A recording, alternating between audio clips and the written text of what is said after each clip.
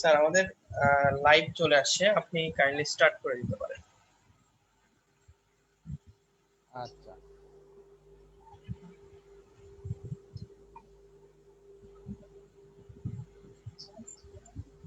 ঠিক আছে।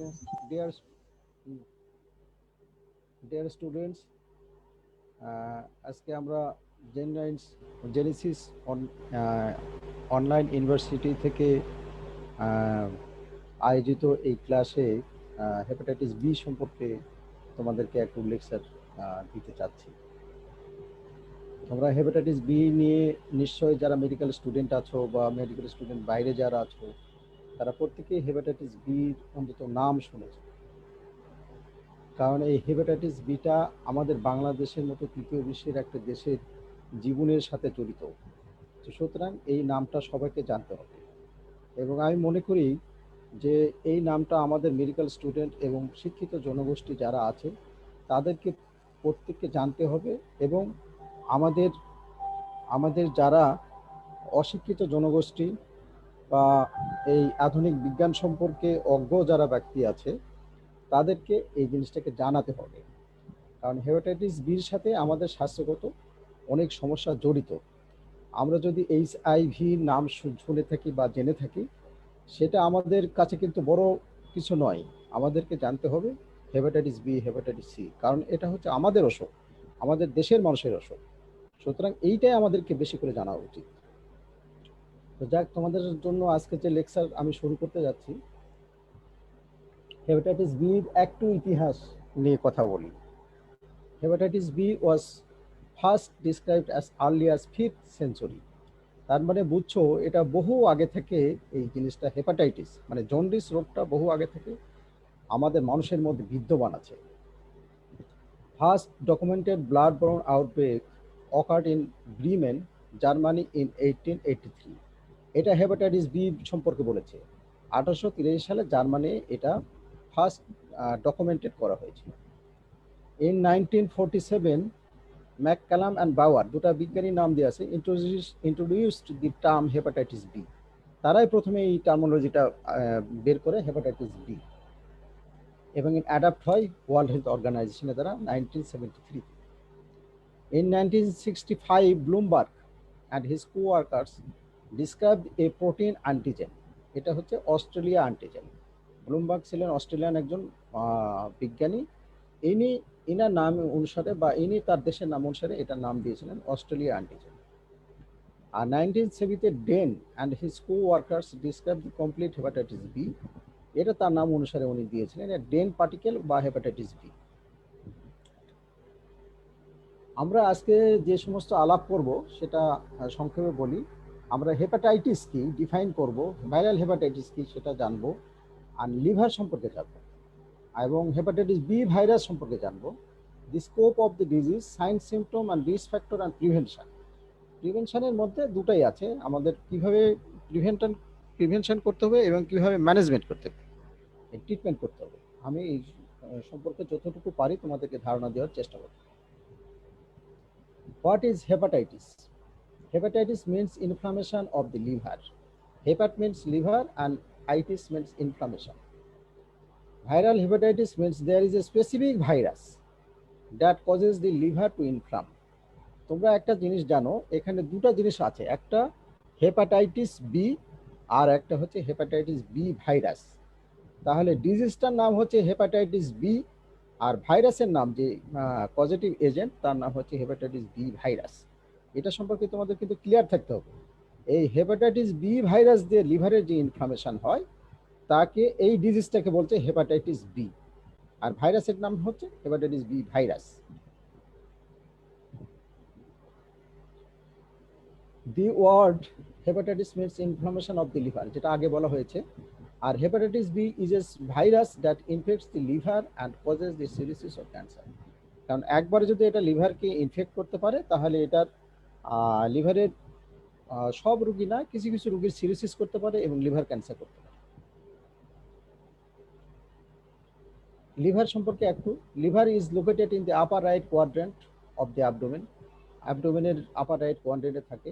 এটার কিছু ফাংশন বলা হচ্ছে যে cleans the blood, regulates hormone, helps with blood clotting, produce bile, produce important proteins, maintains blood sugar levels, and much more. The liver is essential for life. তাহলে এটা তোমরা লিভার সম্পর্কে পড়েছো, তোমরা ফার্স্ট ইয়ার সেকেন্ড ইয়ারে সব পড়েছো, লিভারের ফাংশন, অ্যানাটমি, এগুলো সবই পড়েছো। এখানে সংক্ষিপ্ত কয়েকটা কথা বলা আছে। ভাইরাল হেপাটাইটিস, এটা কিভাবে ট্রান্সমিশন হয়? মোড অফ ট্রান্সমিশন, এক নম্বর হচ্ছে fecal oral transmission, sexual transmission. এখানে ভাইরাস বলতে, ভাইরাল হেপাটাইটিস বলতে এখানে আমি সবকটাই একসাথে নিয়েছি। Hepatitis A, B, C, D, E, সব ভাইরাসেরই ট্রান্সমিশন এই পাঁচটা। এই পাঁচটা মোড অফ ট্রান্সমিশনের মধ্যে এই পাঁচটা। এটা হচ্ছে fecal oral transmission, sexual transmission, blood to blood, vertical or horizontal, vertical and horizontal, and water borne transmission. এই কয়টা। আর তোমরা জানো হেপাটাইটিস বি, সি, এগুলো হচ্ছে সাধারণত সেক্সুয়াল ট্রান্সমিশন হয়, ব্লাড টু ব্লাড হয়, ভার্টিক্যাল হরিজেন্টাল হয়। এর ফিকাল ওরাল রুট ট্রান্সমিশন নাই এবং water borne transmission hepatitis B এবং হেপাটাইটিস সি নাই। তিনটা মোড অফ ট্রান্সমিশন এখানে আছে। এই তিনটা হচ্ছে হেপাটাইটিস বি এবং সি এর ট্রান্সমিশন। হেপাটাইটিস বি ইনফেকশনের এপিডেমিওলজি কি? Hepatitis B infection is a serious global public health problem. It is estimated that at least 2 billion people, that is 1/3 of the world's population, have been infected with hepatitis B. Approximately 340 million people, or about 6% of the world's population, are chronically infected with hepatitis B, with the higher rates of infection in Africa and Asia. আমরা এশিয়ার মধ্যে আছি, Africa এবং এশিয়াতেই hepatitis B virus বেশি। Who should be tested for hepatitis B? কাদের এটা test করা উচিত? Persons with liver disease, persons needing immunosuppressive or cancer chemotherapy, injectable drug users, persons who have received unsafe injections, men who have sex with men, persons with multiple sexual partners or history of sexually transmitted infection, family members, household contacts, and sex partners of a person with hepatitis B. এদেরকে hepatitis B পরীক্ষা করানো উচিত। Inmates of co-recreational facilities, dialysis patient, HCV or HIV infected individuals, pregnant female, infant born to females with chronic hepatitis B, blood or organ donors, and healthcare workers. তোমাদেরকে এই জিনিসটা কিন্তু একটু ভালো করে তোমাদের জানতে হবে। এইটা কিন্তু তোমাদেরকে জানতে হবে, মানে আমরা কাদের কাদের পরীক্ষাটা করবো, হেপাটাইটিস বি কাদের টেস্ট করা আমাদের খুব জরুরি। এটার ভিতরে কিন্তু সব কটা দেওয়া আছে। এটা কিন্তু তোমাদেরকে একটু ভালো করে জানতে হবে। হ্যাঁ, এই জিনিসটা জানা দরকার বেশি। আমরা এই সমস্ত করার জন্য এই হেপাটাইটিস বি যা করলাম তার জন্য আমাদের কি কি করা উচিত? What can we do? আমরা কি করতে পারি? হেপাটাইটিস বি কে ম্যানেজমেন্ট, ট্রিটমেন্ট বা প্রিভেনশন যাই করো, আমাদেরকে কি কি করা উচিত? তিনটা জিনিস করা উচিত। Get educated about hepatitis B, get tested for hepatitis B, and get protected with hepatitis B vaccine. আমাদের এই তিনটা জিনিস কিন্তু লাগবে হেপাটাইটিস বি ম্যানেজমেন্টের জন্য। এটার সাইন সিমটম কি? একটা হচ্ছে টায়ার্ডনেস, নশিয়া, মাসল ও joint pain, trouble sleeping, loss of appetite, weight loss, abdominal pain, itching, depression and dark urine. And specific sign symptom related to liver কী কী থাকে? একটা হচ্ছে জন্ডিস, পেল স্টুল, ইচিং, ফ্যাটিং। আমরা যে মোড অফ ট্রান্সমিশন দেখলাম কিভাবে ডিজিজটা ছড়ায়, এর আলোকে আমরা এটার প্রিভেনশন কিভাবে করতে পারি। একটা প্রিভেনশনের ক্ষেত্রে প্রথম আছে never share drug equipments, straws, needle, syringe, cooker, pipes, এটা শেয়ার করা যাবে না। Never share toothbrushes, razors or any personal hygiene articles that have blood on them. Practice safer sex. Always make sure new and sterilized equipment is being used for tattooing and piercing. Do not touch dirty needles without proper equipment. Dirty নিডলকে তোমরা যারা medical student আছো এবং যারা doctor হবে, এই জিনিসটা তোমাদের জানা দরকার, কারণ এটার সম্মুখীন তোমাদের হতে হবে। আমরা ডার্টি নিডল প্রিকশন কিভাবে নেব? এক নম্বর, handle only if you have proper equipment. যদি তোমার প্রপার ইকুইপমেন্ট থাকে তখনই তুমি হ্যান্ডেল করতে পারবে। যেমন wear pair of gloves and put it in a puncture proof container. Place needle in puncture proof container. Do not touch needle with bare hands. Can dispose container in garbage, but better if it is taken to health clinic or needle exchange. At school, notify custodian, teacher, nurse or police liaison officers. এদেরকে জানাতে হবে। একটা যদি needle prick, তোমাদের কিন্তু এই কোশ্চেনটা প্রায় হয় যে আমরা কাজ করতে যে স্যার যদি একটা নিডল প্রিক হয় তাহলে আমরা কি করব। হেপাটাইটিস বি ভাইরাসের একটা রোগীর রক্তের আমাদের নিডল প্রিকের মাধ্যমে আমাদের শরীরে যদি আসে তাহলে আমরা কি করব। এই প্রশ্নের উত্তরটা এখানে দেওয়া আছে। Do not milk prick site, মানে ঘষাঘষি করা যাবে না, প্রিক সাইটে খুব ঘষাঘষি করা এটা যাবে না। Wash the area with shop and water, সাবান পানিতে ধুয়ে দিতে হবে। Go to nearest emergency department for assessment and treatment. তিনটা কথা মনে রাখতে হবে। এটা হেপাটাইটিস বি এর একটা মরফোলজি দেওয়া আছে, যদি তোমাদের মনে রাখতে পারো রাখবে, না মনে রাখলেও হবে। এমবিবিএস স্টুডেন্টের জন্য এত ইয়ের দরকার নাই। হ্যাঁ, যদি মনে রাখতে পারো রাখবা, এটাও তাই। এইটা তোমাদের একটু মনে রাখতে হবে, এটার ভাইরাল অ্যান্টিজেন কি কি আছে এবং অ্যান্টিবডি কি আছে। কারণ এই একটা ভাইরাস যার অনেকগুলো 3টা অ্যান্টিজেন এবং 3টা অ্যান্টিবডি আছে। এই 3টা অ্যান্টিজেন অ্যান্টিবডি তোমাদের কিন্তু পরীক্ষায় প্রায় সাইরা ধরবে, সুতরাং তোমরা এটা মনে রাখবা। ভাইরাল অ্যান্টিজেনের ভিতরে কি কি আছে?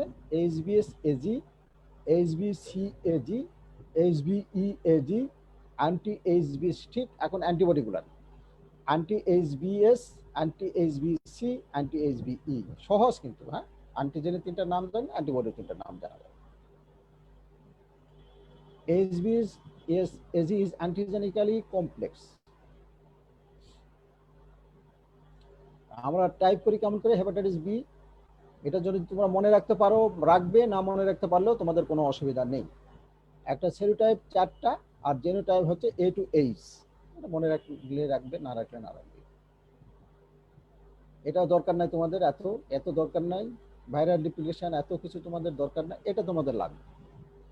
এপিডেমিওলজি এইটা তোমাদের লাগবে। এটা কেসের reservoir K? Cases and carriers, এটা মনে রাখবা। রিজার্ভার অফ ইনফেকশন কে?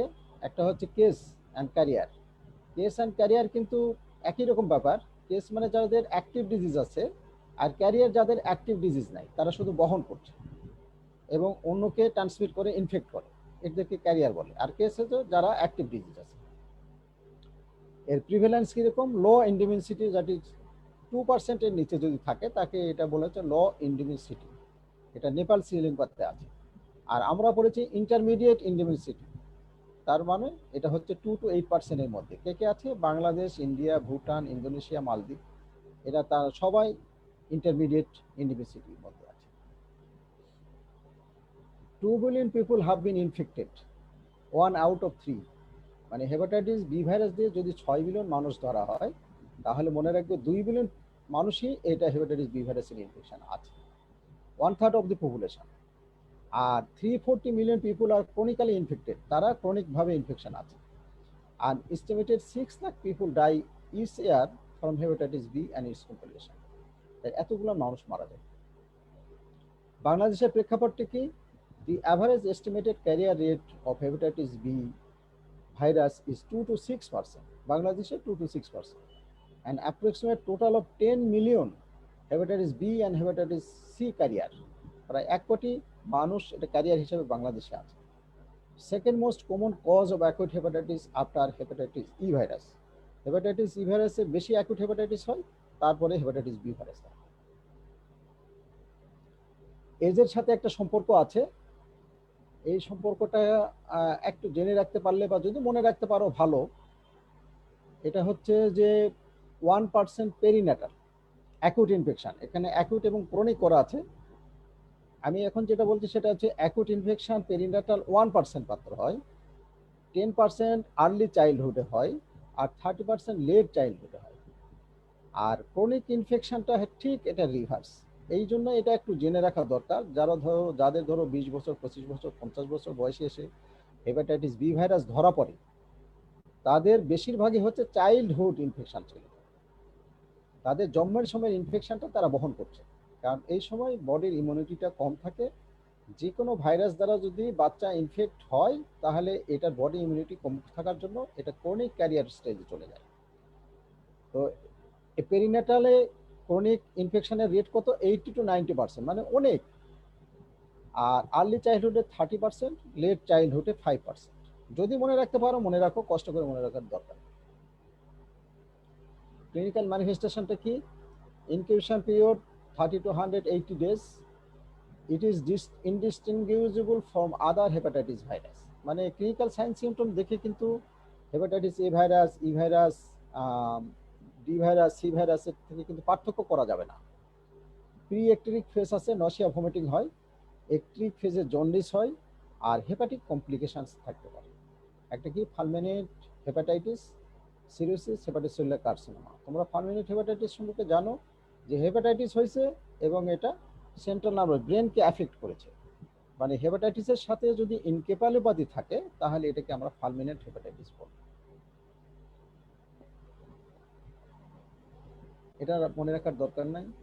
আমরা এখন হেপাটাইটিস বি ভাইরাসের কালেকশন কিভাবে করি, transport and storage of specimen কিভাবে করি একটু জানে রাখো, মনে রাখার চেষ্টা করো। এটা হচ্ছে hepatitis B virus infection is diagnosed by serological molecular methods using serum and plasma. আমরা সেরাম এবং প্লাজমা ইউজ করি। In general, hepatitis B antigen and antibodies are stable at room temperature for several hours to days. এটা একটু important, মনে রেখো। Can be stored at 4 degrees Celsius for months and can be frozen at 20 degrees Celsius to minus 70 degrees Celsius for many years. তার মানে এটা অনেক বছর ধরে রাখা যায়। ল্যাব ডায়াগনোসিস আমরা কি করি? আমরা HbS-Ag লেভেল দেখি। HbS-Ag লেভেলটা আমরা কখন দেখি? appears in 1 to 12 weeks of infection. Infection হওয়ার 1 থেকে 12 সপ্তাহের মধ্যে ব্লাডে HbS-Ag চলে আসে। Presence indicates onset of infectivity. Becomes undetectable 1 to 2 months after jaundice. Used to calculate prevalence. Hepatitis B এবং হেপাটাইটিস বি তোমরা, আমি আগে বলেছি যে 3টা অ্যান্টিজেন আছে এবং 3টা অ্যান্টিবডি আছে। আমরা এখন এটা অ্যান্টিজেনটা দেখছি। হ্যাঁ, যেমন আমরা আগে দেখেছি HbS-Ag, এটা একটা অ্যান্টিজেন। এটা দ্বারাই কিন্তু ডায়াগনোসিসটা হয় প্রথমে, এটাই হচ্ছে অ্যাপ্রুভ। আমরা এটা দ্বারাই এই ব্লাডে এটা দেখি কিন্তু আমরা প্রেজেন্স অর অ্যাবসেন্ট দেখি কিন্তু আমরা ডায়াগনোসিসটা করি। তারপর আছে কি HbEAg। HbEAg appear shortly after appearance of HbS, মানে HbS-Ag অ্যাপিয়ার করার অল্প কিছুদিন পরেই, শর্ট পিরিয়ড পরেই হেপাটাইটিস HbEAg অ্যাপিয়ার করে। এবং ডিএনএ, তোমরা জানো এটা একটা ডিএনএ ভাইরাস। এই ডিএনএ কখন অ্যাপিয়ার করে? ডিএনএটা অ্যাপিয়ার করে HbS-Ag অ্যাপিয়ার হওয়ার শর্টলি বিফোর। একটা হচ্ছে সবার আগে ইনফেকশন হওয়ার সবার আগে আমরা যদি ব্লাড এক্সামিনেশন করি তাহলে ডিএনএ পজিটিভ পাবো, HBV ডিএনএ। তারপরে আমরা পজিটিভ পাবো HbS-Ag, তারপরে আমরা পজিটিভ পাবো HbEAg। এটা ধারাবাহিকতা আছে। যদি মনে রাখতে পারো রাখবা, কিন্তু HbS-Agটাকে মনে রাখতেই হবে তোমাদের, এটা মনে রাখতে হবে। HbEAg দ্বারা আমরা কি বুঝি? এটা markers of active viral replication and high viral infectivity. এটা আর they can not differentiate stages. আচ্ছা, এটা মনে রাখবে, যদি HbEAg এবং ডিএনএ পজিটিভ পাই তাহলে দুটো জিনিস, একটা ভাইরাল রিপ্লিকেশন অ্যাক্টিভ আছে এবং হাই ভাইরাল ইনফেক্টিভিটি আছে, দুটো জিনিস। এটাও একটা অ্যান্টিজেন। এটা হচ্ছে সেক্রেটারি নয়, এটা ব্লাডে আসে না, এটা হেপাটোসাইটসে দেখতে হবে। ইমিউনোফ্লুরেন্সের টেস্ট করে এটা হেপাটোসাইটস।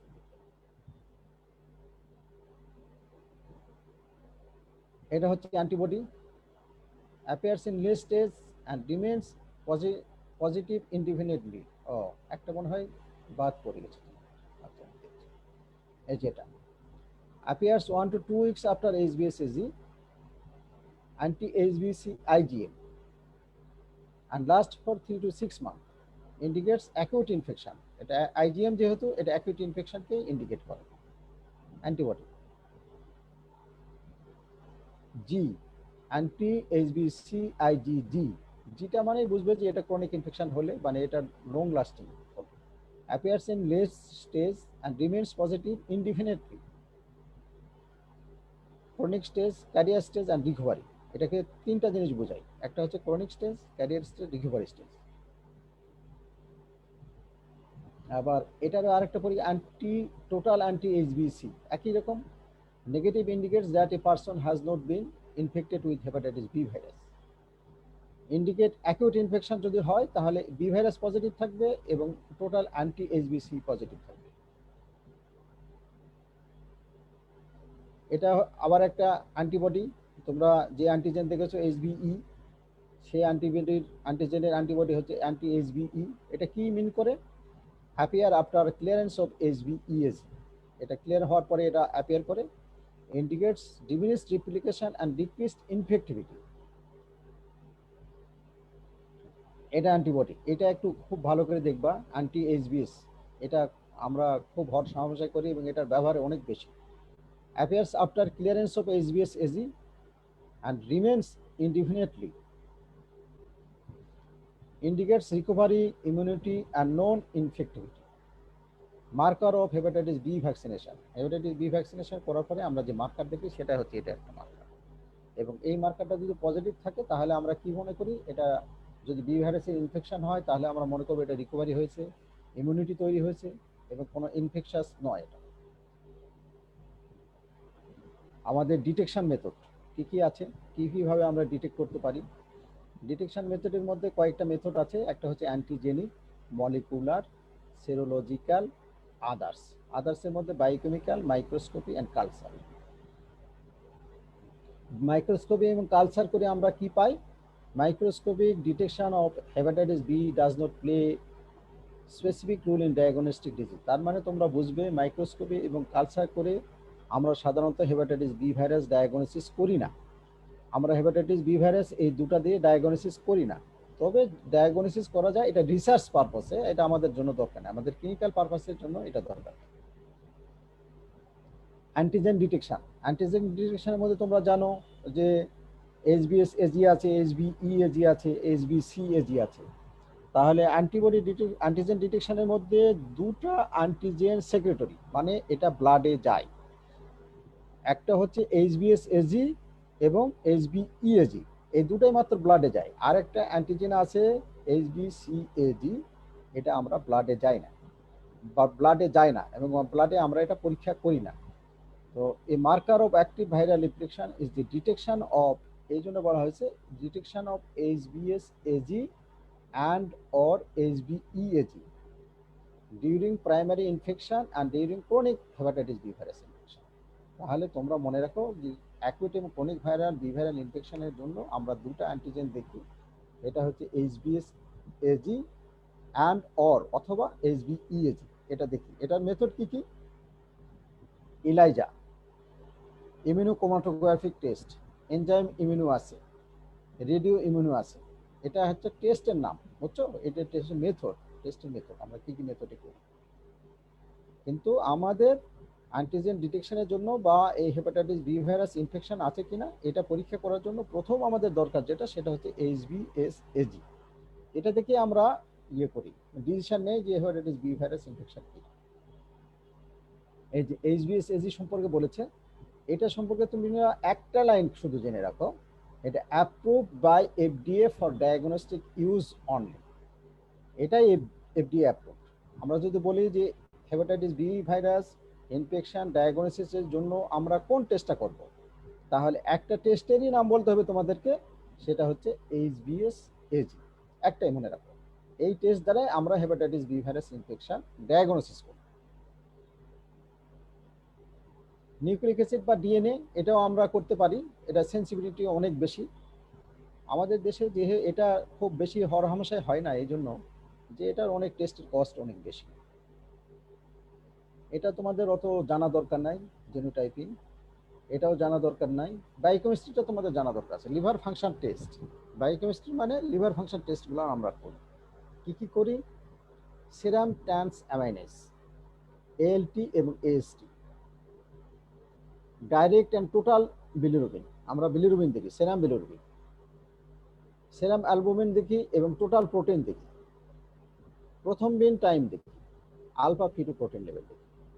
এই কটা লিভার ফাংশন টেস্ট আমরা করি, এটা ইসেনশিয়াল, করতে হবে। Evaluation, interpretation and reporting of results. আমরা কিভাবে ইভ্যালুয়েশন করব, ইন্টারপ্রিটেশন, রিপোর্টিং করব, এইটুকু একটু জানবা। এটা কি তোমাদের জন্য কঠিন হয় কিনা সেটাই আমি মনে করছি।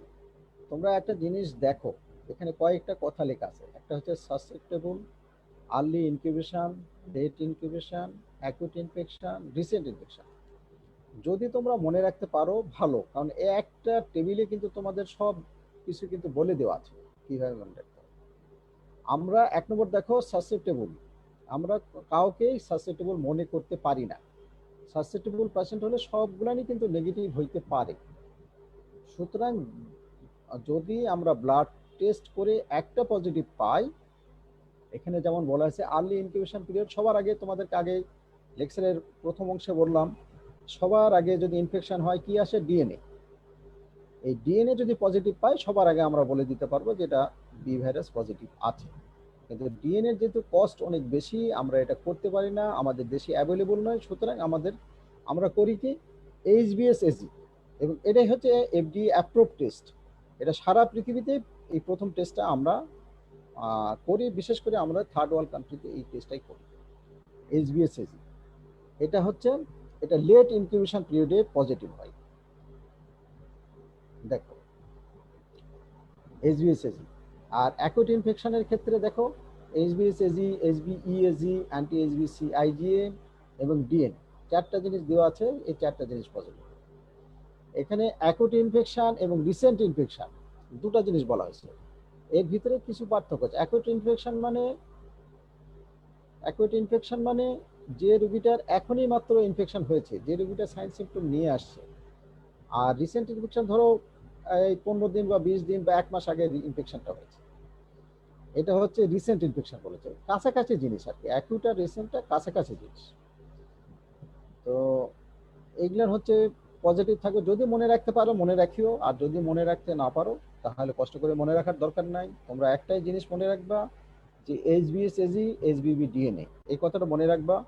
আর এইচবিইএজি সম্পর্ক বলতে আমরা কি বুঝি, এটা কখন হয়।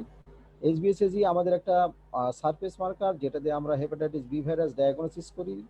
এইচবিইএজি এটাও একটা হেপাটাইটিস বি ভাইরাস অ্যান্টিজেন, যেটা যদি প্রেজেন্ট থাকে তাহলে আমরা মনে করি ইনফেক্টিভিটি খুব বেশি আছে, হাই ইনফেক্টিভিটি। আর এইচবিসিএজি এই অ্যান্টিজেনটা ব্লাডে আসে না, এটা লিভারেই থাকে। লিভার হেপাটোসাইটস আমরা ইমিউনোফ্লুরেসেন্ট টেস্ট করলেই মাত্র এটা পেতে পারি। আর ডিএনএ লেভেলটা সবার আগে চলে আসবে ব্লাডে। আমরা এটা অ্যাকিউট ইনফেকশনেও পাই এবং ক্রনিক ইনফেকশনে এটা পাই, পজিটিভ পাই। ট্রিটমেন্ট কি?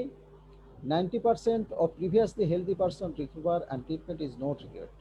যদি একটা অ্যাকুইট ইনফেকশন হয় তাহলে মনে করো স্পন্টেনিয়াস রিকভারি হয় 90% পেশেন্টের, মাত্র 10%-এর ট্রিটমেন্ট লাগে। বেশিরভাগ পেশেন্টের ট্রিটমেন্ট লাগে না, এটা স্পন্টেনিয়াস রিমিশন হয়ে যায়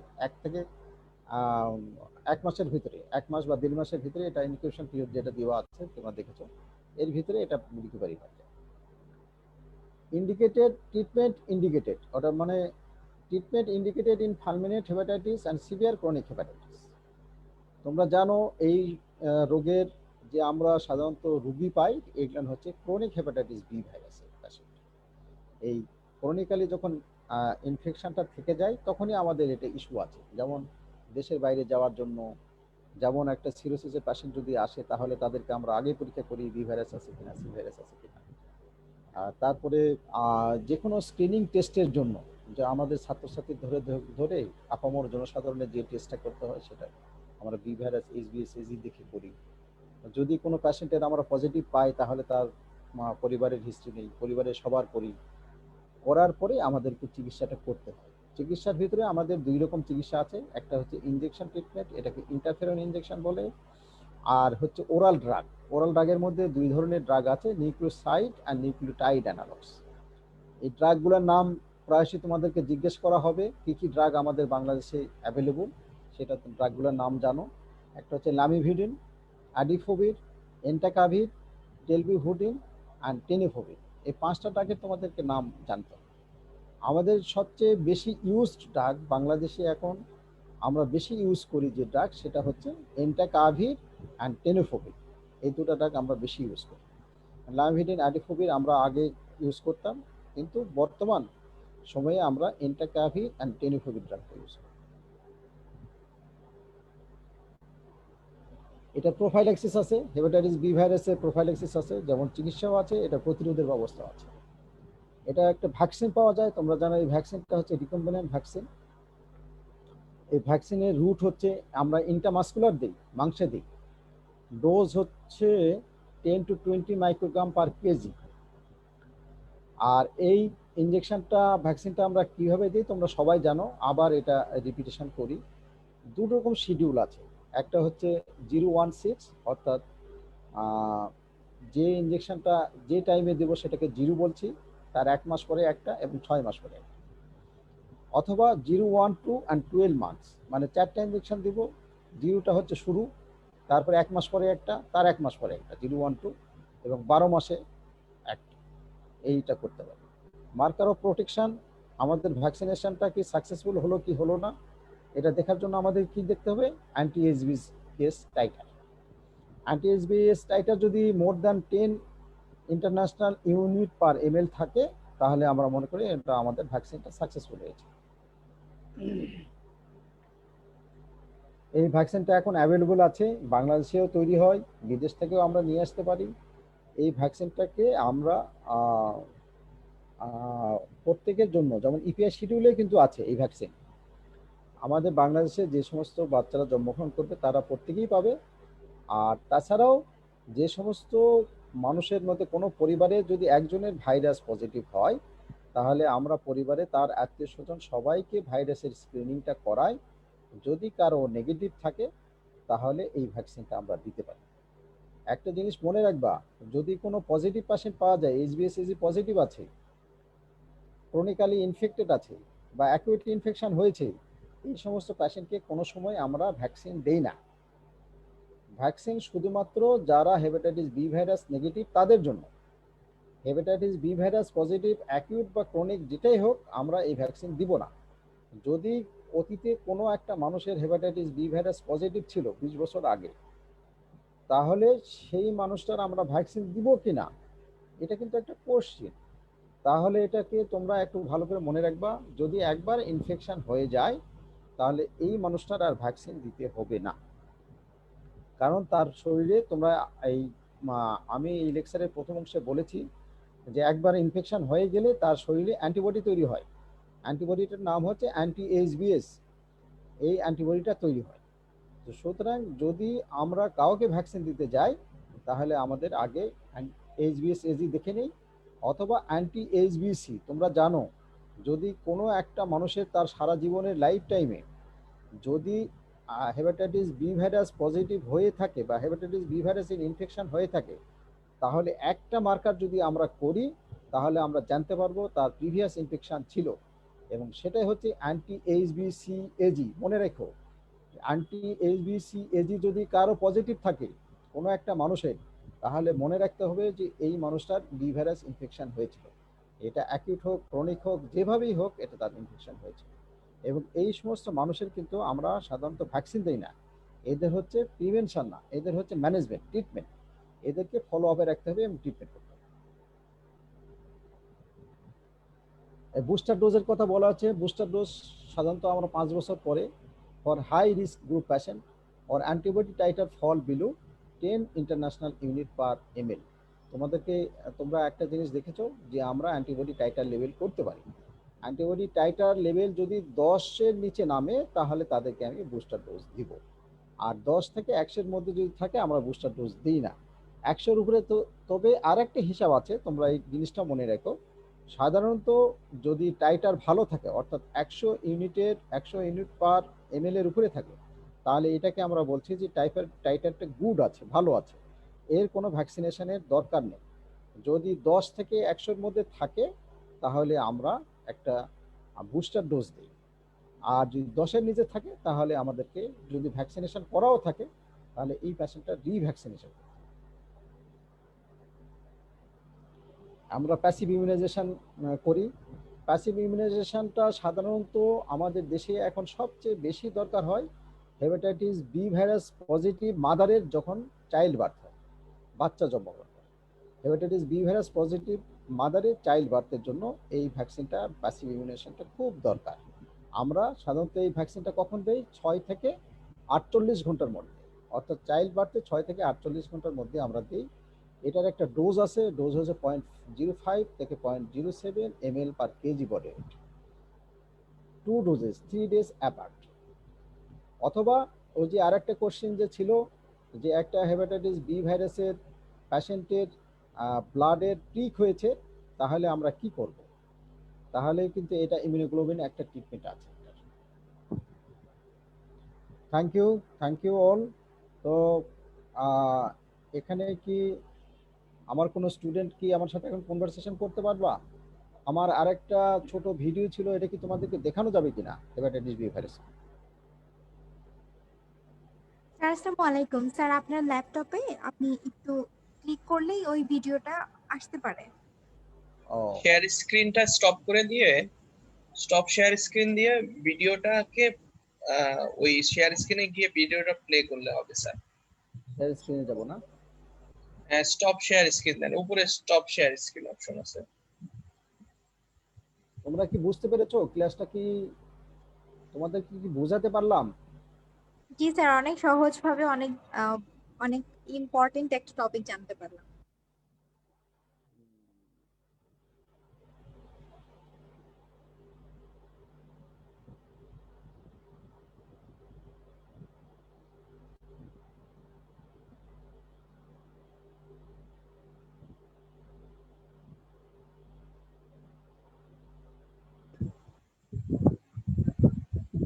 জি স্যার, চলে আসছে, স্টার্ট হয় না এখন। আচ্ছা, তোমরা একটু দেখো, এর ভিতরে কোনো কোশ্চেন থাকলে কোশ্চেন করতে পারো। তোর এত ফুরফুরা লাগতেছে বন্ধু, চাকরি তো ছেড়ে দিলাম, এভাবে আর পোষাচ্ছে না। দুবাইতে খুব ভালো একটা চাকরি পেয়েছি, ভিসার জন্য মেডিকেল টেস্ট করে এলাম। ভিসা হলেই উড়াল দেবো বিদেশে।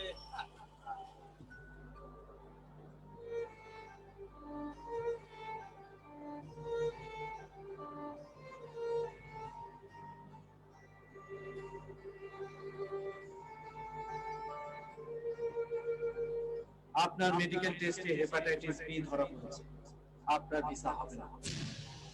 আপনার মেডিকেল টেস্টে হেপাটাইটিস বি ধরা পড়েছে, আপনার ভিসা হবে না।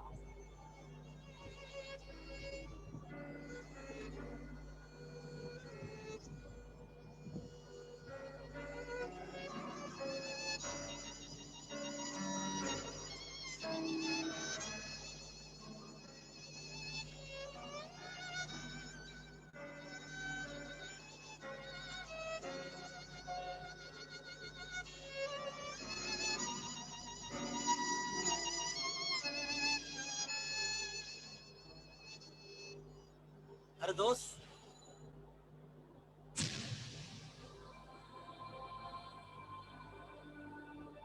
মামা চা দেন। মামা দাঁড়াও, এই কাপে চা দিও না, এটা তো মারুফ চা খাইছে। আমাদের ওই ফ্রেশ কাপে চা দাও।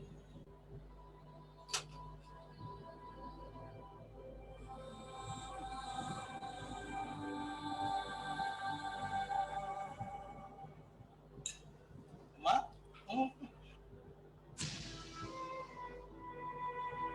ওকে খেতে দাও না, ও খাচ্ছে তো, ওর মতো খেতে দাও। আসলে শোনো, আজকে থেকে তুমি তোমার খাওয়ার প্লেট, জগ, গ্লাস প্লিজ এগুলি আলাদা করে রেখো। আমি চাই না কোনোভাবেই আমার আর আমার মেয়ের মধ্যে এই রোগটা ছড়ায়।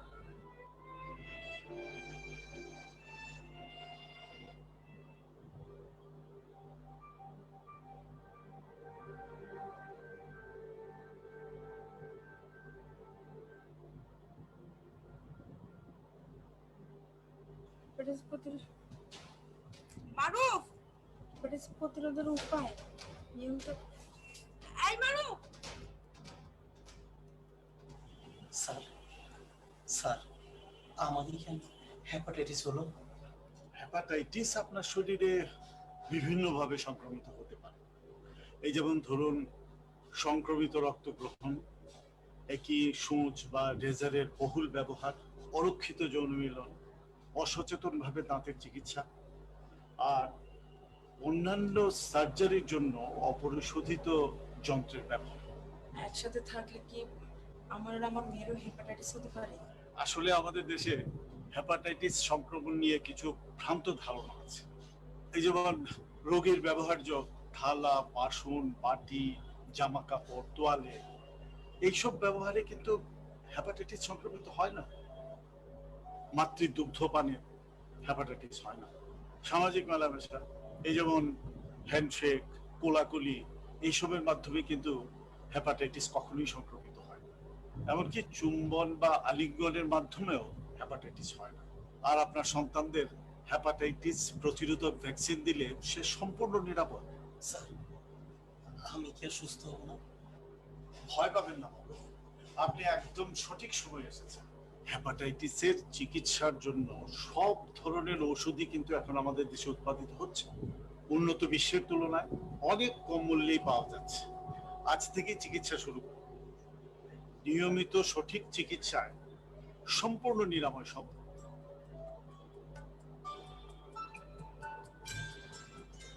হেপাটাইটিস বাংলাদেশের একটি গুরুতর স্বাস্থ্য সমস্যা।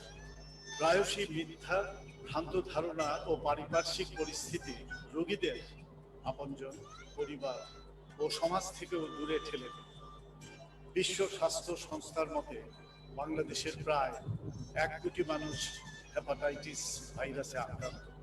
সাম্প্রতিককালে বাংলাদেশে উৎপাদিত হেপাটাইটিসের ঔষধ বিশ্বের বিভিন্ন দেশেও রপ্তানি হচ্ছে এবং বিশ্বব্যাপী মানুষ হেপাটাইটিস থেকে মুক্তি পাচ্ছে। প্রতি 12 জনে একজন হেপাটাইটিসে আক্রান্ত হতে পারে। আসুন খুঁজি অজানা রোগী, দূর করি অজ্ঞতা, ভয় ও ভীতি।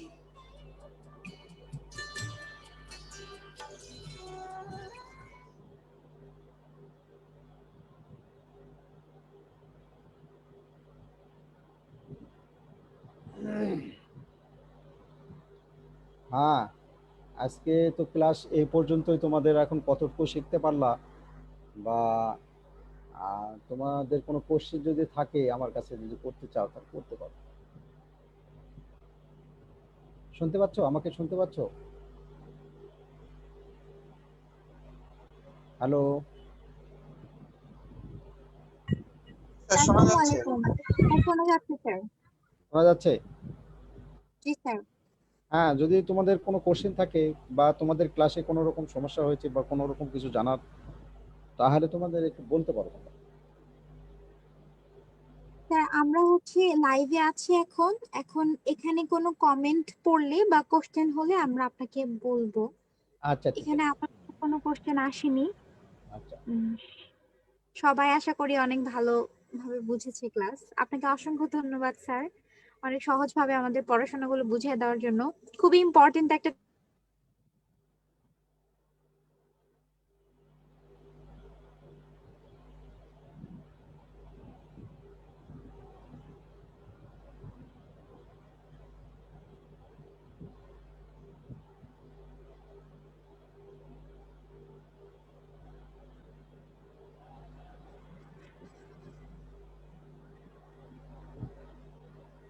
স্যার, মেবি ওনার নেটটা একটু প্রবলেম।